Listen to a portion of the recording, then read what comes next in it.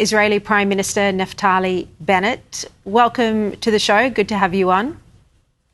Good to be here. Now, the Canadian Prime Minister is visiting Australia at the moment, Mark Carney. He's spoken in Sydney. He has said of the Israeli-American strikes in Iran that they would appear not to be consistent or to be inconsistent with international law. Naftali Bennett, what's your response to this criticism that Israel and America's war on Iran is in breach of international law? That's just stupid because Article 51 of the UN Charter explicitly says that a nation has a right of self-defense. So does that mean that any requirements under international law are not needed because this was in self-defense? And were there any plans for an imminent attack from Iran? There was an inevitable attack from Iran because here's the deal. We tried negotiations. America was trying to negotiate with Iran. The Iranian negotiators came and said, we're going to keep our nuclear program, whatever you say. So are we supposed to wait for Iran to fully develop their nuclear weapons, their missiles, and be ready to shoot? And at that moment, are we supposed to attack them? Or an hour before or a week before? What we're doing is self-defense. This is called self-defense, preventing from a genocidal, crazy Islamist regime acquiring a nuclear weapon is flat self-defense, and that's exactly what we're doing. And what changed from the 12-day war last year when Iran's nuclear capabilities were said to have been destroyed? Had they started rebuilding that nuclear capability? Yes, they began not only rebuilding it, but actually transferring it under a mountain called Pickaxe Mountain.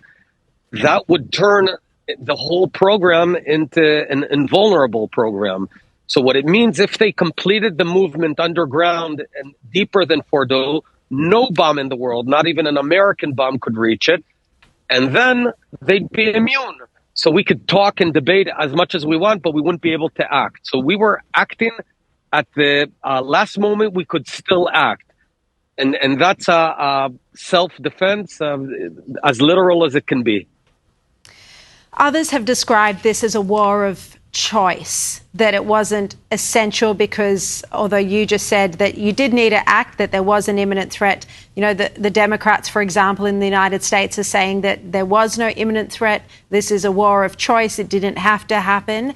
Do you want to respond to some of those criticisms coming out of actually both the Democrats and the far-right Republican movement? Yeah, it's a war of choice to choose either to wait for Iran to acquire a nuclear weapon and thousands of ballistic missiles and then terrorize the whole region, or to act. And we chose to act. We've seen today that reports out of Iran are that the late Ayatollah Ali Khamenei's son has been elected as the new supreme leader. What confidence is there that any new leadership in Iran will be less extreme than the hardline Ayatollah Khamenei? We have no confidence specifically on who the next leader will be. That's ultimately up to the Iranians. I can say that, in Iran, women are hunted down because they don't wear a hijab and beat up. In Israel, we send our women on F-35s to fly over Iran. That's the fundamental difference between a democracy and a terror state. Our goal here is self-defense. Our goal is not democracy building or anything of that sort. If the Iranian people rise up and change the regime into a freer, more democratic country, that would be wonderful, but that's not our decision. That's theirs to decide. Just on a more personal point, you are a rival to Benjamin Netanyahu. You're considered by many a future prime minister once again. Is there anything you would be doing differently in this war? It's true. I'm Netanyahu's main rival, and I hope to become Israel's next prime minister. On this, there's no daylight between us. This is a war of self-defense. All Israelis stand behind this mission, this vital mission, and we're doing the hard work for all the world to protect the world from crazy radical regimes acquire nuclear weapons. So no daylight between us. What do you say to sheikhs and mosques and other organisations here in Australia that are mourning the death of the slain Ayatollah?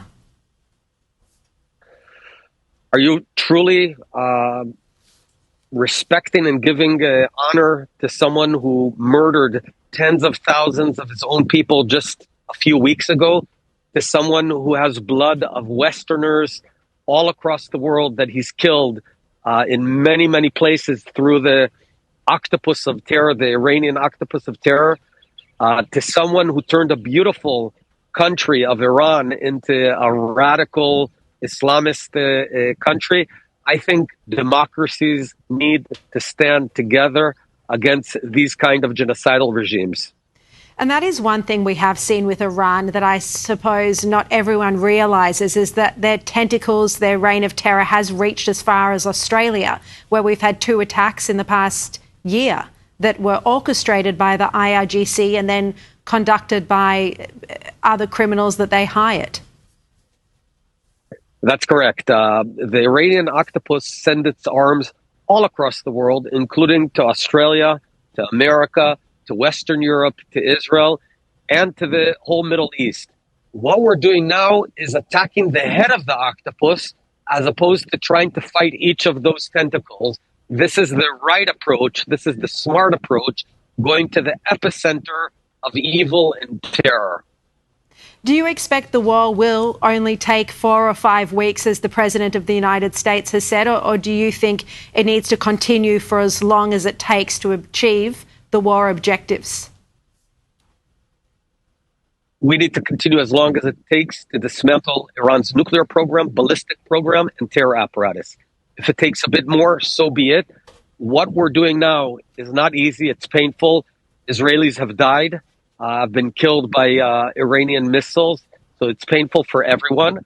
But the pain now will save us from a much, much worse disaster of a nuclear nightmare over the entire world, an Iranian terror nuclear nightmare. So we act now to prevent this later. You know, the West has been debating Iran for 30 years. Israel has acted in one night and done the job. Yeah, indeed, for future generations. All right, Prime Minister Naftali Bennett, really appreciate your time. Thank you so much.